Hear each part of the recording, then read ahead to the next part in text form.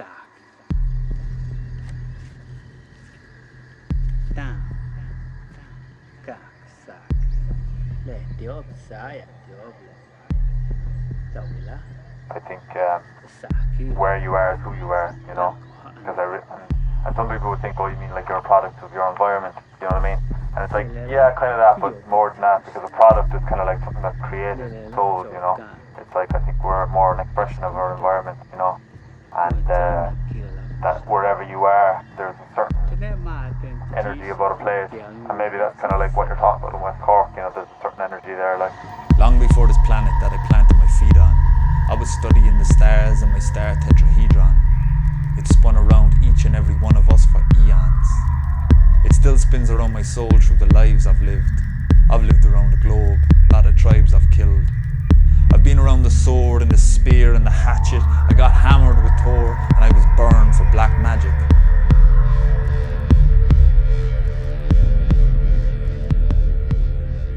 One of the things I like about cliffs or like edges, big drops like this, is they're the edge of the ledge. And for me, that's where the word legend comes from, you know, where we are confronted with, you know, here's a physical obstacle, like, you know, it's the edge of the ledge. And then you have to take that leap of faith off the edge of it, you know.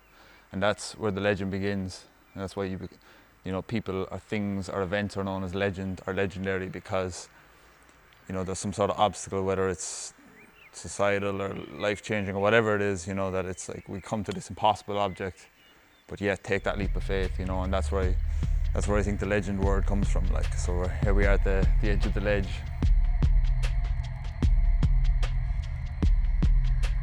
My name is David Jackson, and I was born and raised and grew up in Cork City, and my parents and all them, my family are from Cork City, and yeah, about just over 6 years ago I moved down to West Cork for a course and haven't left since. When I was a teenager, I was big into hip hop, and there was a kind of a growing hip hop scene in Ireland then. Yeah, I just did that for kind of like my teenage years up until I was about 20, 21.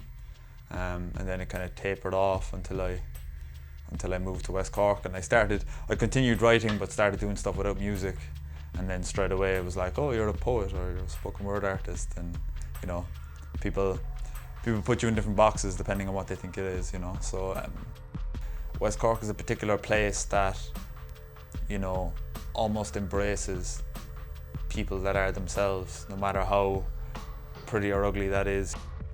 Wherever I go, I talk to people, you know, and that seems to be something that I've learned as I'm getting older, is that actually, like, the conversation with someone you have on the street is quite often 10 times more potent than the meeting you'll set up with someone online, you know.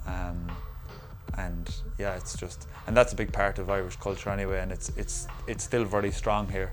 This is a very spiritual place or whatever, you know, and what I feel like is everything is a spiritual thing, you know. It's like the old fella sitting at the pub at 3 o'clock having his pint of Murphy's is just, you know, just a part of, is as equally a divine expression as, you know, someone wearing some sacred robe sitting on a mountain somewhere, you know. So for me it's all the same, where everyone's just doing their dance in their own way.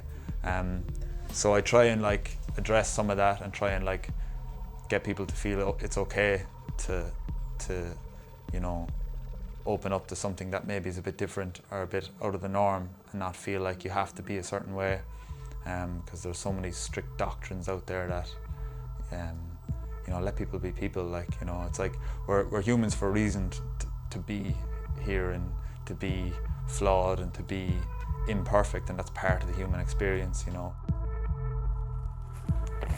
A lot of oaks on the cliff up here.